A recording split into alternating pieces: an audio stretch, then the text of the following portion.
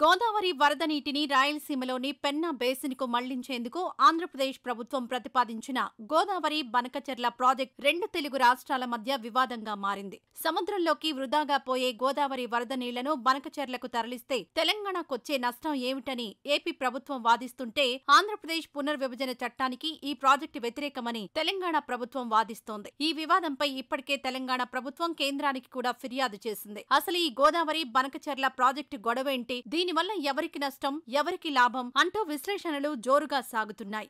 AP ప్రభుత్వం గోదావరి నది నుంచి నీటిని రాయలసీమతో పాటు ప్రకాశం, నెల్లూరు జిల్లాలకు మళ్లించే లక్ష్యంతో గోదావరి బనకచెర్ల అనుసంధాన ప్రాజెక్టును ప్రతిపాదించింది. కృష్ణానదిపై ఎగువ ప్రాజెక్టుల కారణంగా నీళ్లు సరిగా రావట్లేదు. మరోవైపు గోదావరి నుంచి సగటున ఏటా 2000 టీఎంసీల నీళ్లు సముద్రంలో కలిసిపోతున్నాయి. ఇందులో 200 టీఎంసీలను వరదల సమయంలో మళ్లించాలనేది ఈ ప్రాజెక్టు ప్రధాన ఉద్దేశంగా ఏపీ ప్రభుత్వం చెబుతోంది. తద్వారా నీటి కొరత ఉన్న రాయలసీమ, ప్రకాశం, నెల్లూరు జిల్లాలకు సాగు, తాగునీటిని అందించడమే దీని లక్ష్యం. ఇలా దాదాపు 80 లక్షల మందికి తాగునీరు, 7.5 లక్షల ఎకరాల కొత్త ఆయకట్టుకు సాగునీరు అందుతుంది. 80,112 కోట్లతో ఈ ప్రాజెక్టును ఏపీ ప్రతిపాదించింది. ఈ మేరకు కేంద్ర జలశక్తి శాఖకు ఏపీ ప్రభుత్వం నివేదిక ఇచ్చింది. దీనిపై కేంద్ర ఆర్థిక మంత్రి నిర్మలా సీతారామన్తో కూడా సీఎం చంద్రబాబు చర్చించారు. మొత్తం 3 దశల్లో గోదావరి బనకచెర్ల అనుసంధానం చేపట్టనున్నట్టు రాష్ట్ర ప్రభుత్వం కేంద్రానికి పంపిన ప్రతిపాదనల్లో పేర్కొంది. మొదటి దశలో పోలవరం నుంచి కృష్ణానదికి జలాల మళ్లింపు, రెండో దశలో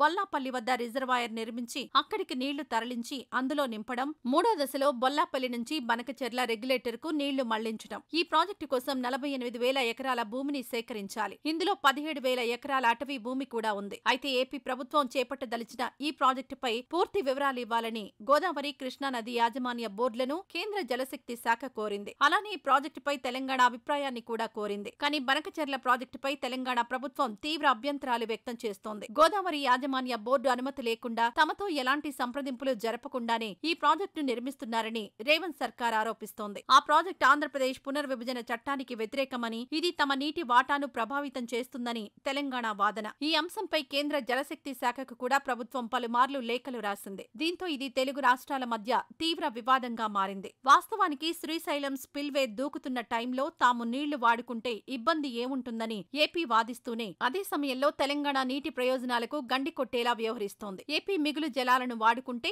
వరదలు తగ్గాక శ్రీశైలంలో నిల్వ ఉండే జలాలను మొత్తం వాడుకునేలా ప్రతిపాదన ముందు పెట్టాలని తెలంగాణ సర్కార్ భావిస్తోంది. లైవ్ స్టోరేజుల్లోని 165 టీఎంసీల నీరు తెలంగాణకే దక్కేలా ట్రిబ్యునల్లో పోరాడాలని ఆలోచన చేస్తోంది. అప్పుడే ఏపీ చేస్తున్న వితండవాదానికి అడ్డుకట్ట పడుతుందని, తెలంగాణ తన వాటా జలాలను వినియోగించుకునే అవకాశము ఏర్పడుతుందని తెలంగాణ సర్కార్ భావిస్తోంది. ఈ పరిస్థితుల్లో గతంలో కృష్ణా, గోదావరి నదులపై ఉన్న వివాదాల కంటే ఇప్పుడు బనకచెర్ల మరో పెద్ద వివాదంగా మారే సూచనలు కనిపిస్తున్నాయి. మరి దీనిపై కేంద్ర ప్రభుత్వం ఎలాంటి నిర్ణయం తీసుకుంటుందో?